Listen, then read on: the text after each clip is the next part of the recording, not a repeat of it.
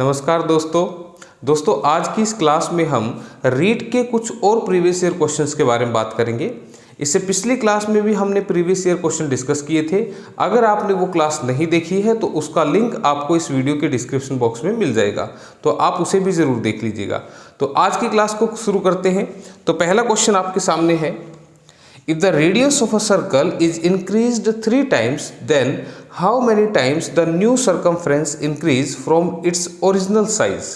ये कह रहा है कि एक वृत्त की अगर त्रिज्या को 3 गुना करने पर नई परिधि अपनी पूर्व परिधि से कितने गुना होगी। तो देखो जैसा उसने बोला वैसा हम देख लेते हैं। क्वेश्चन में क्या कह रहा है कि एक सर्कल है भाई, ठीक है। तो ये सर्कल है, तो ये क्या है, इसकी त्रिज्या यानी कि रेडियस। बात आ रही है समझ में। उसने कहा कि एक सर्कल और है, एक सर्कल और है हमारे पास जिसका जो रेडियस है, जिसकी जो त्रिज्या है वो इसकी 3 गुनी है। इसका मतलब इसका रेडियस r है तो इसका रेडियस है 3r, इसका 3 गुना हो गया ना। तो अब मुझे एक बात बताओ, उसने पूछा कि इसका जो सरकमफ्रेंस होगा, सरकमफ्रेंस यानी कि परिधि, क्या होती है परिधि।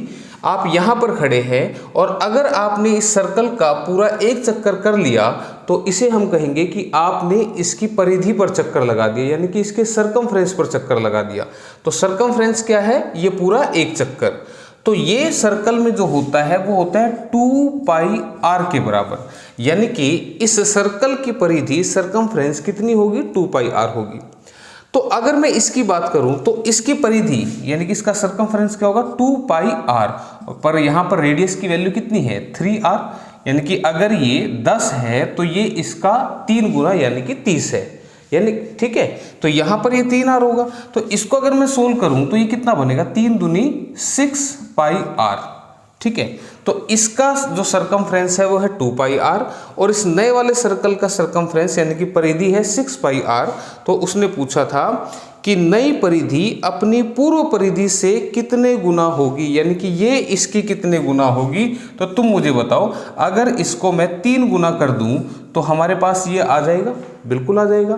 तो इसका मतलब नई जो परिधि है, नया जो सरकमफ्रेंस है वो पहले वाले का कितना है, 3 गुना है, यानी कि 3 टाइम्स। ऑप्शन नंबर ए इस क्वेश्चन के लिए आंसर होगा, ठीक है। ध्यान से देखना, इसने जो बात लिखी है, how many times the new circumference increase from its original size, यानी कि ये इससे कितना बढ़ गया, ठीक है। तो कितना इंक्रीज हुआ इसके बारे में वो बात कर रहा था, कितने टाइम इंक्रीज हुआ। तो कितने गुना का मतलब होता है मल्टीप्लाई, ठीक है। तो आगे होगा समझ में आपको। नेक्स्ट क्वेश्चन आपके लिए करके देखें तब तक इसको। हाँ जी, क्या लिखा है क्वेश्चन में देखो, the least number which is perfect square and is also divisible by 10, 12, 15 and 18 is. पूछ रहा है कि वह छोटी से छोटी संख्या कौन सी है जो पूर्ण वर्ग हो तथा 10, 12, 15 और 18 से विभाजित हो, ठीक है। तो सबसे पहले भाई इसमें एक वर्ड आया पूर्ण वर्ग, जिसको आप बोलते हैं परफेक्ट स्क्वेयर। तो परफेक्ट स्क्वेयर नंबर कौन से होते हैं भाई, जिसमें एक नंबर 2 बार मल्टीप्लाई होता है। देखो 25 में 5 × 5 हुआ, 49 में 7 × 7 हुआ, 16 में 4 × 4 हुआ। तो ये जितने भी नंबर यहां मैं लिख रहा हूं इनको हम बोलते हैं परफेक्ट स्क्वेयर, यानी कि पूर्ण वर्ग संख्या, ठीक है, जिसमें एक नंबर 2 बार मल्टीप्लाई होता है। तो उसने ये कहा कि वो सबसे छोटा परफेक्ट स्क्वेयर बताओ जो इनसे भी डिविजिबल हो। किससे डिविजिबल हो, 10, 12, 15 और 18। तो आपको बता दूं वो सबसे छोटा नंबर जो इनसे डिवाइड होता हो वो होगा इनका एलसीएम, यानी कि लीस्ट कॉमन मल्टीपल। तो इनका हमने एलसीएम निकालना है। तो कैसे निकालते हैं एलसीएम, यहाँ एक ऐसा नंबर जिससे कम से कम 2 कट रहे हो। तो हमने देखा यहाँ पे ये 2 से 2 पंजे 10, 2 छिके 12, ये नहीं कट रहा, एज इट इज लिख दो, 2 में 18, ठीक है। अब 3 से देखो ये कट रही है, तो 3 से 3 दूनी 6, 3 पंजे 15, 3 तिया 9। ये दोनों नंबर फर्दर 5 से कट रहे हैं। जब तक 2 नंबर किसी एक नंबर से कटे आपने काटते रहना है। अब फर्दर नहीं कट रहे तो अब आप इनको सबको मल्टीप्लाई कर दो। इनको मल्टीप्लाई करेंगे तो आप देखो ये बन गया 2 तिया 6 पंजे 30 दूनी 60 तिया 180, यानी कि एलसीएम कितना बनेगा 180। तो अब मैं आपको बता दूं दोस्तों, 180 एक ऐसा नंबर है जो इनसे पूरा पूरा डिवाइड होगा। उसने कहा था इनसे जो है वो पूरा पूरा विभाज्य हो यानी कि डिवाइड हो, लेकिन कंडीशन क्या थी कि वो पूर्ण वर्ग भी होना चाहिए था। तो पूर्ण वर्ग तो नंबर ये है नहीं, क्यों भाई, ऐसे कोई दो नंबर जिनको मल्टीप्लाई करके 180 आ जाए, तो ऐसे दो नंबर नहीं है हमारे पास। तो ये परफेक्ट स्क्वायर नहीं है। तो अब इसके लिए देखो क्या करना पड़ेगा, हमें दो नंबर चाहिए एक जैसे जिनको मल्टीप्लाई करते हैं तो पूर्ण वर्ग बनता है यानी कि परफेक्ट स्क्वायर बनता है। तो तुम मुझे एक बात बताओ, यहाँ पर ये दो और ये दो बार मल्टीप्लाई हुआ। जब हमने 180 मल्टीप्लाई करके लिखा था तो उसमें जो दो है वो दो बार मल्टीप्लाई हो रखा था यानी कि वो परफेक्ट स्क्वायर में है। सिमिलरली जो 3 है वो भी तो दो बार मल्टीप्लाई हो रहा है, 3 3 9 यानी कि 9 भी इसमें मल्टीप्लाई हो रहे हैं। लेकिन ये जो 5 है ये एक अकेला नंबर है जो इसमें मल्टीप्लाई हुआ है। ये परफेक्ट स्क्वायर कब बनेगा, जब हम इसको एक बार और 5 से मल्टीप्लाई कर दें। देखो ये जो 180 आया था ये कैसे आया था, 2 तिया 6 पंजे 30 दूनी 60 तिया 180, इन सब की मल्टीप्लाई की थी तो 180 आया था ना। तो इसमें 5 तो केवल एक ही बार मल्टीप्लाई हुआ ना, जबकि अगर इसको परफेक्ट स्क्वायर बनाना है तो मुझे एक 5 और चाहिए। तो हम एलसीएम में एक 5 से और मल्टीप्लाई करेंगे तो ये बनेगा हमारा 900। और 900 एक ऐसा नंबर है जो इनसे भी कटेगा और ये परफेक्ट स्क्वायर नंबर भी है। तो ऑप्शन नंबर डी इस क्वेश्चन के लिए आंसर रहेगी। क्लियर है दोस्तों, समझ में आ गया। अब ये तो मैंने डिटेल समझा दी, इतनी देर का क्वेश्चन नहीं था। क्वेश्चन कैसे करना था, बाई ऑप्शन करना था। अब बाई ऑप्शन कैसे करते हैं, देखो कैसे करना है। इसमें जो नंबर दे रखे थे वो कौन कौन से थे जिनसे डिवाइड हो जाए, वो थे 10 12 15 और 18। ठीक है भाई। अब देखो जो भी नंबर होगा वो इन ऑप्शंस में से कोई एक होगा, और इन ऑप्शंस में से अगर कोई एक नंबर है तो आपको बता दूं वो नंबर 10 12 15 और 18 से भी कट रहा होगा। क्लियर है, परफेक्ट स्क्वायर तो होगा ही। अब ये जितने भी ऑप्शन में लिखे हैं सारे परफेक्ट स्क्वायर नंबर हैं। ये 60 जो है उसका स्क्वायर है, ये 40 का स्क्वायर है, ये 50 का स्क्वायर है और ये 30 का स्क्वायर है। ठीक है, तो सारे नंबर परफेक्ट स्क्वायर लिखे हैं, लेकिन उसने कहा कि वो इनसे डिवाइड होने चाहिए। तो अब आप मुझे बताइए भाई, 18 से वही नंबर डिवाइड होगा जो 2 से भी डिवाइड हो रहा होगा और 9 से भी डिवाइड हो रहा होगा। क्लियर है ये बात। अब देखो 2 से सारे नंबर डिवाइड हो रहे हैं, लेकिन मैंने पहले भी आपको बताया था 9 से केवल वही नंबर डिवाइड होते हैं जिनका टोटल 9 से डिवाइड हो जाए। तो तुम मुझे बताओ 3 और 6 जिस जो संख्या है उसके डिजिट्स का टोटल 9 से डिवाइड होना चाहिए। तो 3 और 6 9, ये 9 से डिवाइड होता है, ये आंसर हो सकता है। 6 और 1 7, अब 7 तो 9 से डिवाइड नहीं होता ना, तो इसका मतलब ये ऑप्शन आंसर नहीं है। सिमिलरली 2 और 5 7, 7 भी 9 से डिवाइड नहीं होता, तो ये भी आंसर नहीं है। तो यहाँ पे बचा 900 यानी कि ये कटेगा 9 से। तो ए और डी, देखो इतना सा काम करने से हमें दो ऑप्शन पता लग गई कि इनमें से कोई एक आंसर होगा। सी और बी तो होंगे ही नहीं। अब 15 से कोई संख्या कब कटेगी भाई, 15 से कोई नंबर जब कटेगा जब वो 3 से भी कटेगा और 5 से भी कटेगा। अब 3 से कोई नंबर कब कटता है, जब उसके डिजिट्स का सम यानी कि अंकों का योग 3 से कट जाए। तो देखो 3 और 6 9 कटता है और 9 भी 3 से कटता है, तो दोनों नंबर हमारे 3 से भी कट रहे हैं और 5 से तो कट ही रहे हैं। ठीक है। अब 12 से कोई नंबर कब कटेगा, जब वो 3 से भी कटेगा और वो 4 से भी कटेगा। तो देखो 3 से तो कट ही रहे थे, 4 से ये भी पूरा कटता है और ये भी पूरा कटता है। किसी भी नंबर के अगर लास्ट के 2 डिजिट या तो 0 0 हों या वो 4 से कट जाएं, तो वो नंबर हमारा 4 से पूरा पूरा डिवाइड होगा। तो इसके भी लास्ट के दोनों 0 हैं, इसके भी लास्ट के दोनों 0 हैं, तो ये दोनों नंबर जो है 4 से भी डिवाइड होंगे। अब 10 से ये भी कटता है और ये भी कटता है, जिसके लास्ट में 0 होगा वो 10 से कटेगा। अब देखो दोस्तों, आंसर ऑप्शन ए भी सेटिस्फाइड हो रहा है और डी भी सेटिस्फाइड हो रहा है, लेकिन उसने बोला कि वो लीस्ट नंबर सबसे छोटी संख्या, तो 3600 और 900 में से छोटी संख्या कौन सी है, तो जवाब होगा 900।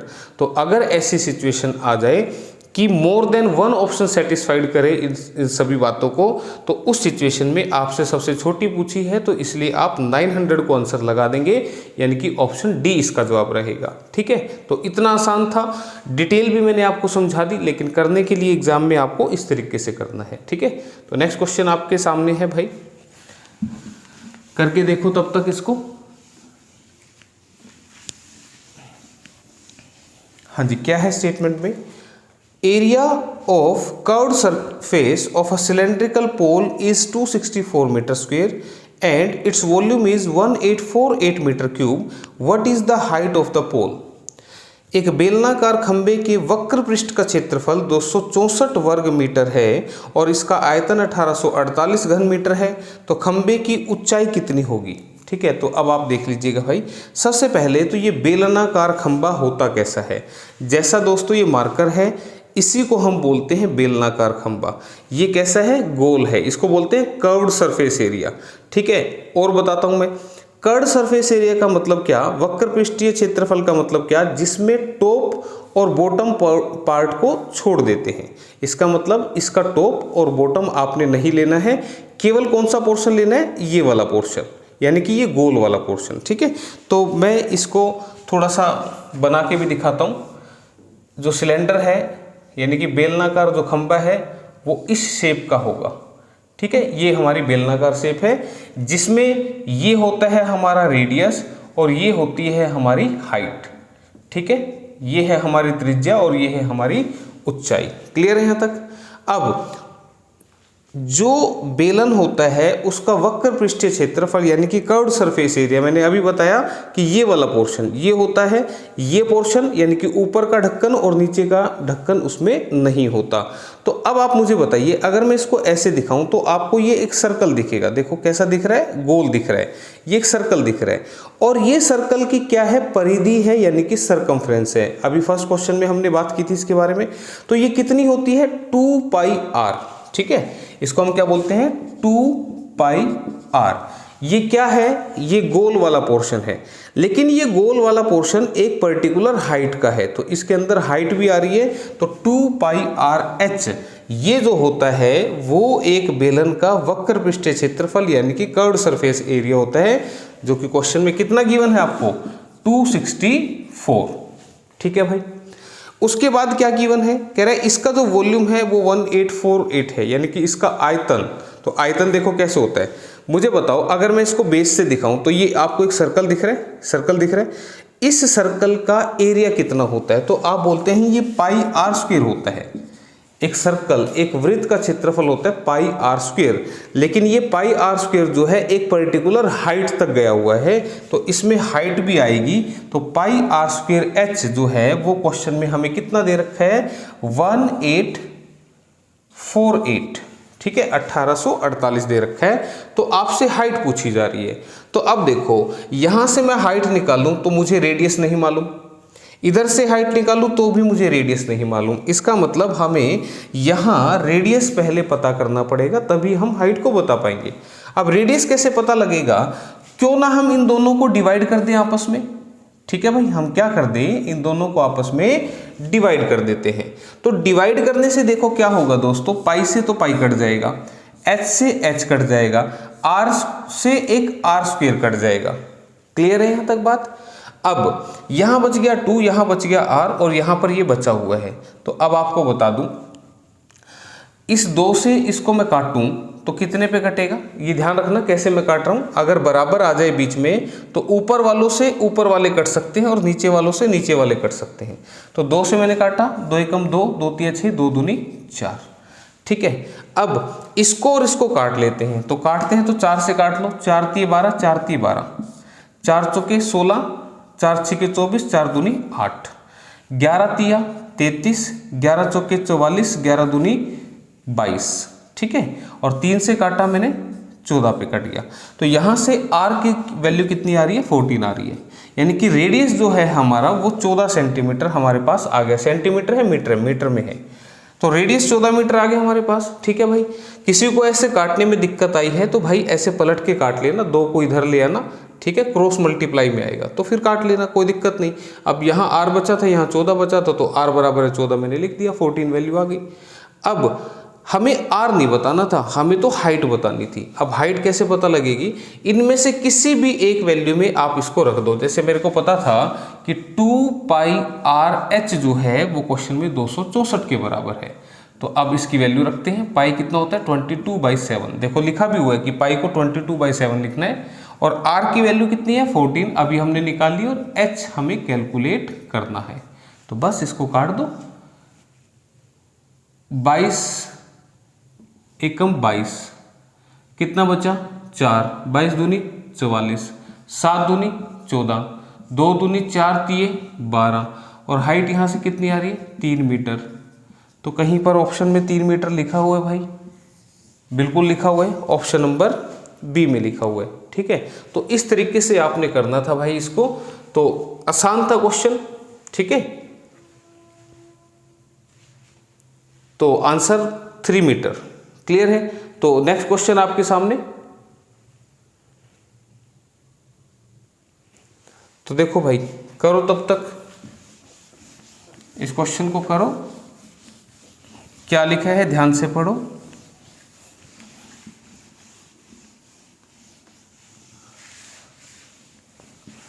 हाँ जी, when two parallel lines are cut by a transversal, then which of the following is true for the angle formed between them?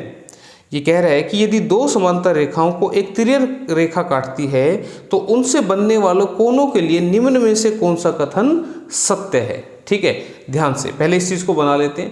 Question अगर कम दिख रहा है तो मैंने बोल के बताया, क्वेश्चन में क्या बोल रहा है कि दो लाइन है जो आपस में कैसी है, पैरेलल है, यानी कि समांतर है। तो दो लाइन जो आपस में पैरेलल है और इनको एक तिरछी लाइन काट रही है, इसको बोलते हैं ट्रांसवर्सल लाइन। ठीक है, तो अब देखो यहां पर कौन कौन से एंगल बनेंगे, मैं इनको बना देता हूं, मैं इनके नाम भी बता देता हूं, उसके बाद फिर वहां ऑप्शन से डिस्कस करेंगे। देखो ये वाला एंगल जो होगा ये इसके बराबर होगा। जब दो लाइनें एक दूसरे को ऐसे काटती हैं तो ये वाले एंगल आपस में बराबर होते हैं, इनको बोलते हैं वर्टिकली अपोजिट एंगल्स। आप कॉपी पेन लेके बैठे और जैसे जैसे मैं बता रहा हूं आप उनको लिखते रहें, मैं इनके नाम बता रहा हूं। इनको बोलते हैं वर्टिकली अपोजिट एंगल, यानी कि शीर्षाभिमुख कोण। ठीक है, तो ये दोनों एंगल आपस में बराबर होंगे, ऐसे ही ये भी आपस में बराबर होंगे क्योंकि दो लाइनें काट रही हैं। सिमिलरली यहाँ पे ये एंगल भी आपस में बराबर होंगे। क्यों भाई, ये भी तो वर्टिकली अपोजिट है, एक दूसरे के अपोजिट है ना, तो इनको बोलते हैं शीर्षाभिमुख कोण। तो मैंने यहाँ नोटेशन भी दे दिया। ठीक है भाई, क्लियर है। तो इनकी अगर मैं वैल्यू रखूं, इनके नाम रख देते हैं 1 2 3 4 5 6 7 8। ठीक है भाई, क्लियर है यहाँ तक। तो तुम्हें पता लग गया मैंने अभी क्या बोला, एंगल 1 जो है वो एंगल 3 के बराबर होगा, एंगल 2 जो है वो एंगल 4 के बराबर होगा, एंगल 5 जो है वो इसके अपोजिट यानी कि 7 के बराबर, और 6 जो है वो एंगल 8 के बराबर, जिनको आप बोलते हैं वर्टिकली अपोजिट एंगल्स यानी कि शीर्षाभिमुख कोण। ठीक है, इसके अलावा इसमें कुछ एंगल अंदर की साइड हैं, कौन से हैं 4 3 5 और 6, ये अंदर की साइड है, और ये वाले एंगल जो है ये बाहर की साइड है। ठीक है भाई, इनको मैं लिख भी देता हूं भाई, क्योंकि यहां से ही अगर ये आप समझ गए तो क्वेश्चन आपका हो जाएगा। शीर्षाभिमुख कोण, इनको बोलते हैं वर्टिकली अपोजिट एंगल्स। हो सकता है किसी और क्वेश्चन में आ जाए, तो इसलिए समझ लो इस बात को। अब मैंने कहा कुछ एंगल अंदर है और कुछ एंगल बाहर है, तो अब आप देखो ये जो एंगल है ये डबल लाइन का एंगल है 4 नंबर, और ये भी डबल लाइन का एंगल है, एक लाइन के उस पार का और एक लाइन के इस पार का, लेकिन होने चाहिए अंदर के। तो आप क्या कहेंगे, एंगल 4 जो है वो 6 के बराबर है और जो 3 है वो 5 के बराबर है। ठीक है, इनको हम बोलते हैं, मैं एक बार लिख देता हूं, एंगल 4 एंगल 3 के बराबर, सॉरी एंगल 4 एंगल 6 के बराबर। ठीक है, 4 जो है 6 के बराबर और 3 जो है वो 5 के बराबर। ठीक है, इनको बोलते हैं अल्टरनेट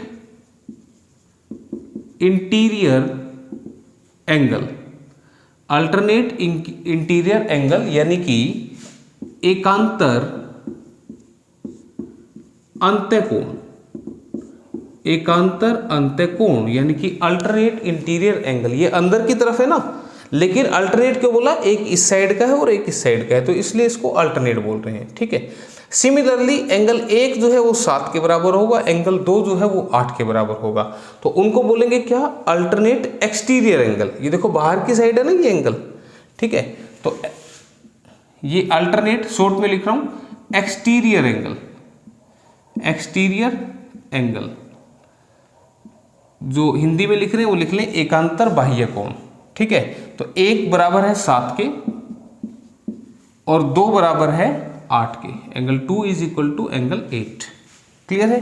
ठीक, यहां तक बात समझ में।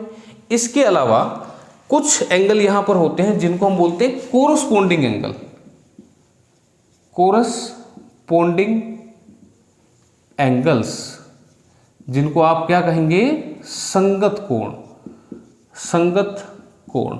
अब संगत कोण कैसे होते हैं भाई, जिनकी संगत एक जैसी हो उनको कोरस्पोंडिंग बोलते हैं। कैसे, देखो ये 2 लाइनें हैं, ये वाला जो एंगल है, कौन से एंगल की बात कर रहा हूं, ये वाला एंगल, ये वाला एंगल जो है इस लाइन के ऊपर की तरफ है, तो इस लाइन के पैरेलल ये है, तो जैसे ये ऊपर है तो ये भी ऊपर की तरफ है, और दिख भी रहा है, देखो 2 लाइन वाला एंगल 2 लाइन वाले के बराबर होगा, तो ये वाले एंगल जो है ये वाला इसके बराबर है।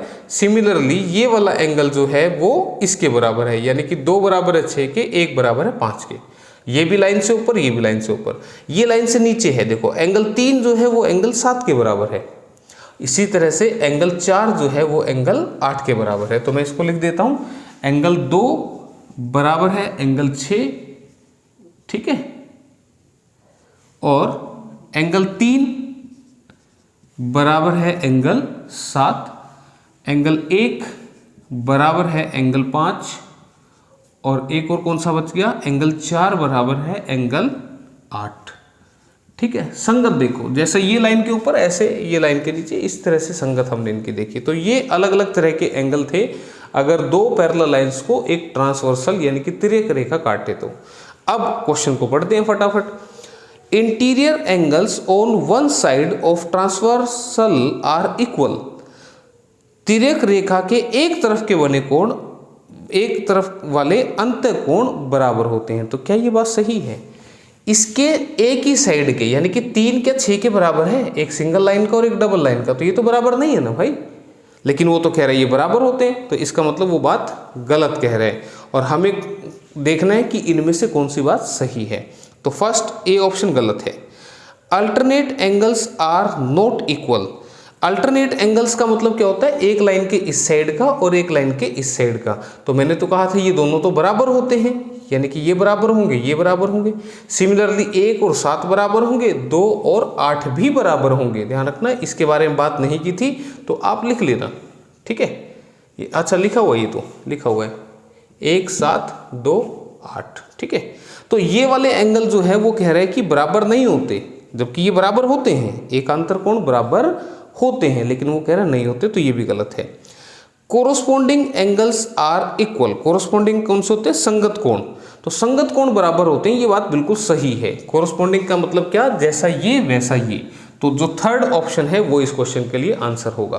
क्लियर है? तो ये मैंने पहले ही आपको समझा दिए थे कि कौन कौन सी प्रॉपर्टी होंगी, वो सारी बता दी। एक और देखो उसमें क्या बोल रहा है, exterior angles on one side of transversal are equal. तिर्यक रेखा के एक तरफ बनने वाले बाह्य कोण बराबर होते हैं। तो मुझे बताओ, ये तिरछी लाइन है, इसके एक साइड, एक तो ये बना और एक ये बना बाहर की तरफ, तो मुझे बताओ क्या ये दोनों बराबर दिख रहे हैं तुम्हें? ये तो डबल लाइन का है, ये सिंगल लाइन का है, तो ये बराबर नहीं होते, यानी कि ऑप्शन डी जो है वो भी गलत है। तो इस तरीके से आपने करना था, तो प्रॉपर्टीज को ध्यान से पढ़ें, ठीक है। तो नेक्स्ट क्वेश्चन आपके लिए, तो ये जो मैंने बताया ना, इसको लिख लेना, ये काम आएगा आपको, ठीक है। Next question. और अगर तुम्हें जो है ये क्लासेस पसंद आ रही हैं, अच्छी लगती हैं, तो आप वीडियो को लाइक करें, अपने दोस्तों में शेयर करें और चैनल को सब्सक्राइब करें, ठीक है। तो नेक्स्ट क्वेश्चन है if x plus 5/6 plus 5/7 plus 4/9 ये दे रखा है, तो x की वैल्यू आपसे पूछ रहे हैं। तो मैं इसको एक बार लिख देता हूँ, x plus 5/6 plus 5/7 plus 4/9 is equal to 2:125 upon में 126 और x की वैल्यू पूछ रहे हैं। तो 5/6 5/7 ठीक है। तो x की वैल्यू क्या आएगी भाई, इस सारे को उधर ले जाओ तो ये क्या बनेगा 2:125 अपॉन में 126 माइनस 5/6 माइनस 5/7 एंड माइनस 4/9 ऐसे बनेगा। ठीक है, अब देखो भाई इसको सोल्व करूंगा तो इसकी मल्टीप्लाई करके ये ऐड करना पड़ेगा तब ये सोल्व होगा। लेकिन एक तरीका और भी है, तुम मुझे बताओ अगर ऐसे लिखा हुआ है 2 से 1/3 तो ध्यान दो दोस्तों, तुम इसको ऐसे भी लिख सकते हो। इसका मतलब ये भी सही है और 3 दूनी 6 और 1 7/3 ये भी सही है। ये दोनों सेम चीजें हैं, करके देख लो। 3 दूनी 6 और 1 7/3 ये भी ऐसे ही आएगा और 3 दूनी 6 और 1 7/3 ये भी ऐसे ही आएगा। तो इस चीज को तुम ऐसे लिख सकते हो। तो अगर मैं इसको ऐसे लिख दूं तो ध्यान से देखो, मैं इसको यहां पर 2 प्लस ऐसे लिख रहा हूं। ठीक है भाई, क्लियर है। और आपको बता दूं अब हमें क्या करना पड़ेगा, इसको सोल्व करना पड़ेगा। क्यों? क्योंकि जो ये वाला नंबर है, ये वाला, इसमें 2 पोर्शन है, एक तो है न्यूमेरिकल और एक है फ्रैक्शनल, यानी कि एक तो संख्या है और एक ऐसे बटे वाला नंबर है। तो हमने संख्या को अलग कर दिया और बटे वाले नंबर को अलग कर दिया, तो इनको इकट्ठा हम ऑपरेट करते हैं। तो तुम देखो यहाँ पर जो एलसीएम आ रहा है वो कितना आ रहा है 126 आ रहा है। तो 126 तो यहाँ पे कितना आएगा 125 माइनस यहाँ से काटो 6 दूनी 12 6 कम 6 21 21 पंजे 105 माइनस 7 से काटो 7 एकम 7 और 7 8 56 18 पे कट रहा है 18 पंजे 90। 9 से काटो 9 एकम 9 और 9 चौके 14 पे कट रहा है और 14 चौके 56। ठीक है भाई, ये 2 प्लस में इसके आगे चल ही रहे। अब देखो ये बना 2 प्लस, इसको सोल्व करते हैं। ये सारे माइनस के हैं तो हम लिख लेते हैं 125 माइनस 6 और 5 11 5 6 और 9 15 एक हासिल 2 251 और नीचे कितना है 126। अब इसको माइनस कर लेते हैं, ये बनेगा 2 प्लस, यहाँ से ये ब्रैकेट में चल रहे ना माइनस करते हैं तो माइनस वाले ज़्यादा हैं, दिख ही रहे हैं। तो 5 और 6 11 4 में से 2 गए 2 और 2 में से 1 गया 1 126 बटे में 126 और इसको काटूंगा तो ये कितना बनेगा माइनस का 1, ये बन गया 2 माइनस 1। देखो ये प्लस है, ये क्या आएगा माइनस का 1 आएगा। ध्यान रखना, कभी तुम सोचो कट गया पूरा तो कुछ बचा ही नहीं, ये माइनस का 1 आएगा। तो -1 जब इसके साथ सोल्व होगा तो माइनस प्लस माइनस बन जाएगा और 2 में से 1 जाएगा तो फिर आंसर कितना बचेगा 1 बचेगा। तो ऑप्शन नंबर ए जो है वो इस क्वेश्चन के लिए आंसर रहेगी। क्लियर है, गलती मत कर देना कभी 126 नीचे देख के आंसर कराओ, बोला 126 तो आई गई। ठीक, तो नेक्स्ट क्वेश्चन आपके सामने। तो आसान है क्वेश्चन, कोई मुश्किल नहीं है। जो कंसेप्ट बताता जा रहा हूं उनको याद रखना, बेनिफिट होगा आप लोगों का। हाँ जी, क्वेश्चन कह रहे हैं कि इसमें k की वैल्यू क्या होगी। ठीक है, k को सोल्व करवा रहे हैं। तो देखो लिख रहा हूं मैं यहाँ पे 4 की पावर 97 माइनस 4 की पावर 96 प्लस 4 की पावर 95, ये जो है ये किसके बराबर है, दिस इज k इंटू ये जो पॉइंट है इसका मतलब क्या है यहाँ पर मल्टीप्लाई। ठीक है, तो अब ध्यान दो दोस्तों, यहाँ पर 497 टाइम्स लिखा हुआ है, यहाँ पर 96 टाइम मल्टीप्लाई हो रहा है और यहाँ पर 95 टाइम मल्टीप्लाई हो रहा है। इसका मतलब ये होता है, तो 95 अगर मैं इसमें से कॉमन ले लूँ तो तुम मुझे बताओ, इसमें से 95 बाहर ले लिए तो इसके पास 2 बार बच गया 4, इसमें से 95 बाहर ले लिए तो इसके पास 1 बार 4 बचेगा और ये पूरा बाहर चला गया तो यहाँ पर 1 बचेगा। ठीक है भाई, बाकी का एज इट इज। अब देखो ये इसको तो लिखो एज इट इज, ये कितना बनेगा 4 की पावर 2 16, यानी कि 4 की 2 बार मल्टीप्लाई, 4 गुना 4 16 माइनस 4 की पावर 1 4 ही होता है भाई और ये 1 है। ठीक है, अब तुम मुझे बताओ 16 में से 4 गए कितने होते हैं 12 और 12 में 1 प्लस करोगे तो कितने होंगे 13। ठीक है, तो मैं इसको लिख दूँ 13 इंटू में 4 की power 95 equal to k into 4 की पावर 95। तो तुम्हें यहाँ से देखने से पता ही लग रहा होगा कि ये दोनों जगह सेम है, ये तो कट जाएगा। तो k की वैल्यू तुम्हें क्या दिख रही है, 13 दिख रही है। तो बस यही वो पूछना चाह रहा था, ये तो सेम था ना, काट दो चाहे वैसे कैसे छोड़ दो। तो k की वैल्यू 13 आ रही है, ऑप्शन नंबर सी में लिखा हुआ है। ठीक है, तो आसान था क्वेश्चन। अगला क्वेश्चन आपके सामने। हाँ जी, क्या लिखा है क्वेश्चन में देखिए, in the given figure line A O B, ध्यान रखना ये जो ऊपर लाइन लगा रखी है ना ए ओ बी, यानी कि इसका मतलब लाइन ए ओ बी यानी कि पूरी line is a simple line and line O C is incident on this, और जो ओ सी लाइन है वो इसके ऊपर ऐसे तिरछी है। If A ratio B is 2:1 then the value of A and B. कह रहे दिए गए चित्र में ए ओ बी एक सरल रेखा है जिस पर एक किरण है ओ सी, यदि a रेशो बी 2:1 है तो a का मान क्या होगा। तो ध्यान से देखो दोस्तों, कोई भी स्ट्रेट लाइन है और उस पर अगर हम एंगल बना रहे हैं ये वाला, तो ये जो एंगल होता है पूरा कितने का होता है, 180 डिग्री। इसका मतलब यहां से लेके यहां तक ये जो एंगल बनेगा कितने का बनेगा, 180 का बनेगा। लेकिन उसने कहा कि यहां ये है लाइन a, ये है पॉइंट o और ये है पॉइंट B, और ऐसे एक तिरछी लाइन खींच दी तो कह रहे हैं ये A एंगल है इधर वाला और ये वाला एंगल है B। ठीक है, A और B एंगल है, इनका जो रेशो है वो कितना है, 2:1।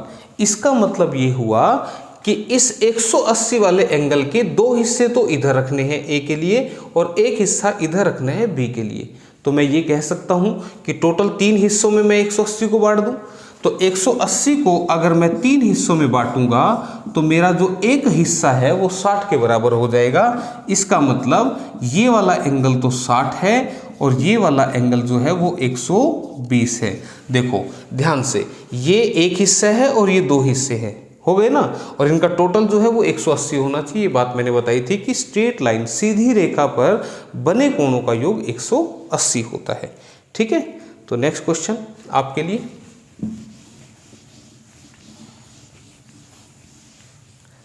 हाँ जी, क्या बोल रहे हैं, what will be the circumference of half part of a circle whose diameter is 56 centimetre. ठीक है, 56 सेंटीमीटर व्यास वाले किसी वृत्त के आधे भाग की परिधि क्या होगी। ध्यान से देखो भाई, ये क्या है, एक सर्कल है। ठीक है, इसका जो डायमीटर है, जो व्यास है वो कितना है, 56 सेंटीमीटर। तो आपको बता दूं, अगर ये सेंटर है तो यहां से ये जो पूरी लाइन होगी ये 56 सेंटीमीटर है। तो व्यास कितना होता है, यहां से लेके यहां तक। रेडियस कितना होगा, ये वाला, तो 56 का आधा कर दोगे तो वो रेडियस हो जाएगा, और ये पूरा ही जो है वो इसका व्यास है यानी कि डायमीटर है। तो वो क्या कहना चाह रहे हैं कि 56 सेंटीमीटर व्यास वाले किसी वृत्त के आधे भाग की परिधि क्या होगी। तो वृत्त का आधा भाग कौन सा, ये ऊपर वाला। तो अब आपको पता है कि जो पूरा भाग होता है, ये जो पूरा भाग होता है यहां से लेके और फिर से ये पूरा चक्कर, ये कितना होता है, 2πr। क्या ये बात समझ में आ रही है। ठीक है, तो ये 2πr हो गया पूरा वृत्त, लेकिन हमें तो केवल आधा भाग देखना है। ठीक है, ये है आधा भाग, तो आधे भाग के लिए हम इसको क्या कर दें, आधा कर दें। तो 2 से 2 कट गया, पाई की वैल्यू होती है 22/7 और रेडियस की वैल्यू कितनी होती है, मैंने कहा था ये पूरा 56 है तो इसका आधा कर दूंगा तो वो रेडियस आ जाएगा, यानी कि ये 28 जो है वो रेडियस है। तो 28 यहाँ पे रख दो, तो 7 चौके 28, 22 चौके 88 सेंटीमीटर जो है वो इस क्वेश्चन के लिए आंसर होगा, यानी कि ऑप्शन बी। अब इतना क्वेश्चन अगर तुम्हें समझ में आ गया तो मैं तुम्हें एक छोटी सी बात बता दूं, परिधि। देखो यहाँ ये जो क्वेश्चन है, मेरा मानना ऐसा है, अगर वो इस चीज़ को कंसीडर कर रहा है फिर तो देखो मैंने आंसर मैच बता दिया कि कैसे करेगा, और ऐसे लगा के भी आपको ऐसे ही आना पड़ेगा। लेकिन अगर मैं इस बात को थोड़ा सा और अच्छे से जस्टिफाई करूं तो भाई परिधि पता है क्या होती है, आधे भाग की परिधि। तो आधा भाग तो ये हुआ ना, ये हुआ, इसके आधा भाग रह गया, तो आधे भाग में ये पोर्शन तो आएगा ही आएगा, इसके साथ ये वाला पोर्शन भी आता है, इसको बोलते हैं परिधि। परिधि क्या होता है, सारी बाउंड्री का टोटल। तो यहाँ पर बाउंड्री कैसी है, गोल है, कुछ तो गोल है ऐसी है और कुछ ऐसी है। ठीक है, तो यहाँ पे 88 + 56 इसका आंसर होना चाहिए था अगर वो आधे भाग का पूछ रहा था। लेकिन इसके हिसाब से जो ऑप्शन ये दे रहा है वो केवल इस पोर्शन को कंसिडर कर रहा है, इस वाले पोर्शन को, ठीक है, केवल इसको कंसिडर कर रहा है, तो फिर वो आपका 88 ऐसे आया है। ठीक है, क्लियर। लेकिन आधे भाग की परिधि का मतलब यही होता है कि आधा सर्कल ये हुआ, और परिधि कभी भी ऐसे नहीं होती कि मैं इसके आधे भाग को ऐसा छोड़ दूं और मैं कहूं कि अब परिधि क्या होगी। ध्यान रखना, ऐसा कभी नहीं होता। परिधि क्या होता है, अगर हमारा राउंड कोई चीज है तो फिर पूरा एक चक्कर परिधि हो गया। अगर हमारा कोई ऐसा ऑब्जेक्ट है ऐसा, तो इसको परिधि की जगह परिमाप बोलते हैं। तो ये साइड प्लस ये साइड प्लस ये साइड प्लस ये साइड, अगर कोई तुम्हें कह दे कि इसका परिमाप क्या होगा तो तुम नहीं बता पाओगे। क्यों? क्योंकि ये जो है हमारी एक साइड इसमें जो है वो नहीं दे रखी। जबकि आप किसी भी ऑब्जेक्ट की परिधि या परिमाप निकालेंगे तो वो आपका बंद होना चाहिए। बंद आकृति का ही आप परिमाप या परिधि निकाल सकते हैं। ठीक है, परिमाप ऐसे सीधी लाइनों वाले को होता है और परिधि ऐसे गोल वालों का होता है, मतलब दोनों का सेम ही होता है, सारी साइड का टोटल। ठीक है, तो ऐसी आधी चीज का तो आप निकाल नहीं पाओगे। तो एज पर रूल जो यहाँ पे आंसर था वो मैंने आपको मैच करके बता दिया, बट एग्जैक्ट आंसर इज 88 + 56, क्योंकि ये वाला पोर्शन भी ऐड होगा और ये हमारा 56 क्वेश्चन में गिवन है। ठीक है, तो आंसर मैच हो गया, वो बता दिए कैसे होगा। तो नेक्स्ट क्वेश्चन आपके लिए, हाँ जी, अब ये जो क्वेश्चन है ना भाई, देखो अब इस क्वेश्चन के लिए ना पहले मैं थोड़ा सा बेसिक समझा दूं आपको। क्वेश्चन वैसे आसान है, कोई मुश्किल नहीं है। दिस इज -√3 प्लस √84 प्लस 18√3 और इसके ऊपर भी स्क्वायर रूट है और कह रहा है ये किसके बराबर होगा। तो थोड़ा सा ना आप देखो, एक बार समझो। अगर कोई क्वेश्चन ऐसा आ जाए तुम्हें 5 + 2√6 और इसके ऊपर रूट, तो इसका आंसर कैसे करेंगे, ध्यान से समझना। यहां पर एक कंडीशन आपने याद रखनी। क्या कंडीशन है कि स्क्वायर रूट के ऊपर स्क्वायर रूट होना चाहिए, ये पहली कंडीशन है, जो कि इस क्वेश्चन में भी दिख रही है। स्क्वायर रूट के ऊपर कहीं ना कहीं स्क्वायर रूट आ रहा है, तो स्क्वायर रूट यानी कि वर्गमूल के ऊपर वर्गमूल होना चाहिए, पहली कंडीशन। दूसरी कंडीशन क्या, यहां पर ये 2 होना चाहिए, यहां पर ये 2 होना चाहिए। ठीक है, तो अगर यहां पर ये 2 तुम्हें दिखे तो तुम इस नंबर के ऐसे 2 टुकड़े करना जिनका मल्टीप्लाई करे तो ये आ जाए। देखो मल्टीप्लाई कर रहा हूं तो 6 आ रहा है, और ऐड करूं तो 3 + 2 कितना आ रहा है, 5, ये आ रहा है। तो ऐसे क्वेश्चन का आंसर लिखते हैं √3 प्लस में √2, ये इसका आंसर आ गया, इस क्वेश्चन का आंसर आ गया। ठीक है, कभी डिटेल में समझाऊंगा ऐसा क्यों हुआ, लेकिन फिलहाल के लिए याद रखो, पहचान रखो कि अगर यहाँ 2 है, ठीक है, तो इस नंबर के ऐसे 2 टुकड़े मल्टीप्लाई करके ये आए और ऐड कर दूं तो ये आगे वाला नंबर आ जाए। तो बड़े नंबर पे रूट लगा के पहले लिख दो और छोटे पे वर्गमूल का निशान लगा के बाद में लिख दो। प्लस हो तो यहाँ प्लस लिखना, यहाँ माइनस हो तो फिर यहाँ पे माइनस लिख देना, ये आंसर आ गया। लेकिन दूसरी बात, अगर यहाँ बाई चांस 2 ना हो तो ध्यान रखना यहाँ 2 ही होना चाहिए। जो भी एक्स्ट्रा चीज़ है वो यहाँ से हटा देनी चाहिए है, तब जाके आपका ये आंसर आएगा। अब इसी बात को मैं यहाँ पे अप्लाई करता हूँ। अब इस पूरे क्वेश्चन को ना तुम केवल इतना सा देखो, इतना सा, ये क्या लिखा होगा 84 + 18√3। ठीक है भाई, देखो ये वैसे ही फॉर्मेट है, लेकिन कमी कहाँ है कि यहाँ 18 है, जबकि होना चाहिए कितना, 2 होना चाहिए। तो आप क्या करो, इस 18 को क्या मैं ऐसे लिख दूं, कोई दिक्कत होगी? कोई दिक्कत नहीं भाई। 18 को 2 × 9 लिख दिया, कोई दिक्कत नहीं। ऐसा क्यों लिखा, क्योंकि मैं इस 9 को चाहता हूं ये अंदर आ जाए। किसके अंदर आ जाए, स्क्वायर रूट के अंदर आ जाए। तो इसको इसके अंदर भेजते हैं, देखो कैसा जाएगा। इसको इसके अंदर भेजेंगे तो 3 तो पहले से ही था, ये 9 जो अंदर जाएगा तो ये 81 बनेगा। अब किसी बच्चे को लग रहा होगा, बोला ये 81 कैसे हो गया, बाहर तो 9 था, अंदर 81 कैसे हो रहा है। तो अब आप देखो, अगर मैं तुमसे एक छोटा सा क्वेश्चन पूछूं कि भाई ये क्या दिख रहा है, तो तुम कहोगे सर जी ये 81 का यानी कि 81 का वर्गमूल दिख रहा है। मैंने कहा इसको सोल्व करके बताना, तो तुम कहोगे 81 का स्क्वायर रूट तो बाहर 9 आएगा, तो आ गया ना 9 बाहर, तो अंदर तो फिर 81 ही होना चाहिए ना। तो ये ध्यान रखना, कोई भी नंबर अगर स्क्वायर रूट के अंदर जा रहा है तो उसका स्क्वायर हो जाएगा, यानी कि वर्ग हो जाएगा। तो वो 9 का स्क्वायर 81 बनेगा। अब मैंने क्या बताया था फिर, अगर यहाँ 2 है तो यहाँ वाले नंबर की ऐसी प्रोडक्ट की मल्टीप्लाई तो ये हो, लेकिन ऐड करूं तो फिर ये हो, देखो मल्टीप्लाई तो यहाँ वाला नंबर, तो इसको मैंने मल्टीप्लाई नहीं कर रखा, ऐसे लिखा हुआ है, लेकिन ऐड करूं तो ये नंबर आना चाहिए। तो देखो 81 और 3 84 आ रहे हैं ना, तो मैंने क्या बताया था कि बड़े वाले नंबर पे रूट लगा के पहले लिख देना और छोटे वाले पे रूट लगा के बाद में लिख देना, प्लस है तो प्लस, माइनस है तो माइनस। अब 81 का रूट तो तुम्हें पता है 9 होता है, तो इसका मतलब ये वाला जो पोर्शन है इसका सॉल्यूशन क्या लिखा हुआ है, 9 प्लस में √3। तो मैं क्या यहाँ पे रख दूं वैल्यू, देखो ये अब क्या बन गया -√3 प्लस इसका आंसर क्या है, दिस इज 9 प्लस में √3 और स्क्वायर रूट तो पहले से ही था, तो माइनस से ये प्लस वाला कट गया और बचा क्या, स्क्वायर रूट में 9, तो 9 का स्क्वायर रूट वर्गमूल निकालोगे तो कितना आएगा, 3 आएगा। तो ऑप्शन नंबर बी इस क्वेश्चन का आंसर है। ठीक है, तो आसान है, कोई मुश्किल नहीं थी, बस कंसेप्ट याद रखना। ठीक है, नेक्स्ट क्वेश्चन क्या है, अगला क्वेश्चन देख लीजिएगा, करो भाई तब तक। हाँ जी, क्वेश्चन कह रहा है the weight of 1 litre of pure ghee is 910 gram, the weight of 700 millilitre ghee will be. कह रहा है कि 1 लीटर शुद्ध घी का वजन 910 ग्राम है, तो 700 ml घी का वजन कितना होगा। तो अब आप मुझे बताइए, आप पढ़े लिखे हैं, 1 लीटर में कितने मिलीलीटर होते हैं, तो जवाब होगा 1000 ml। 1 litre is equal to 1000 ml। कैसे कन्वर्ट होता है उसके लिए मैंने वीडियो बना रखा है, अगर आपने वो नहीं देखा तो आपको इस जो चैनल पे, मेरे चैनल पे आप देखेंगे तो वहाँ पे यूनिट्स एंड मेजरमेंट करके एक टॉपिक है जिसमें मैंने ये कन्वर्ट करने सिखा रखे हैं, लीटर से ml कैसे होगा ये सारा बता रखा है, तो आप वीडियो देख लीजिएगा।